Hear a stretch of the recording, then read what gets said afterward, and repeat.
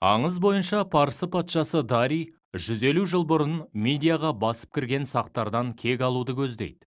Осылайша біздің заманымыздан бұрынғы 519-518 жылдары Дарий патша 600 кемеге мінген 700 мың адамнан тұратын жер қайыстыратын қалың қолмен сақ жеріне жойқын жорғын бастамақ болып жолға шығады.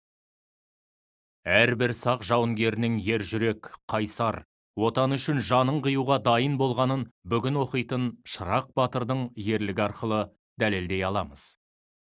Шырақ. Дарийдің қалың әскерін жеңу мүмкін емес. Одан да менің құлақ мұрнымды кесіп, денемнің сау жерін қалдырмай тілгілеп жолға тастап кетіңдер. Елімді аман сақтап қалу үшін жанымды аямаймын. Тек бір тілегім бар. Артымда қалған отбасым жетімдік көрмесін. Дарий, сен кімсің? Менің атым Шырақ. Өз елімнен көрмеген қорлығым қалмады. Олардан кегімді қайтарғым келеді.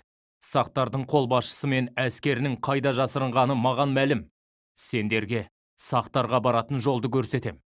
Сақтар құдықтарды улап, шөптерді өртеп кеткен. Ол жақта ауыз су жоқ. Мен төтесінен баратын жолды білем. Сендерді дәл үстілерінен түсірем. Дарий, қашан жетеміз? Аз қалды. Сәл шыдаңдар.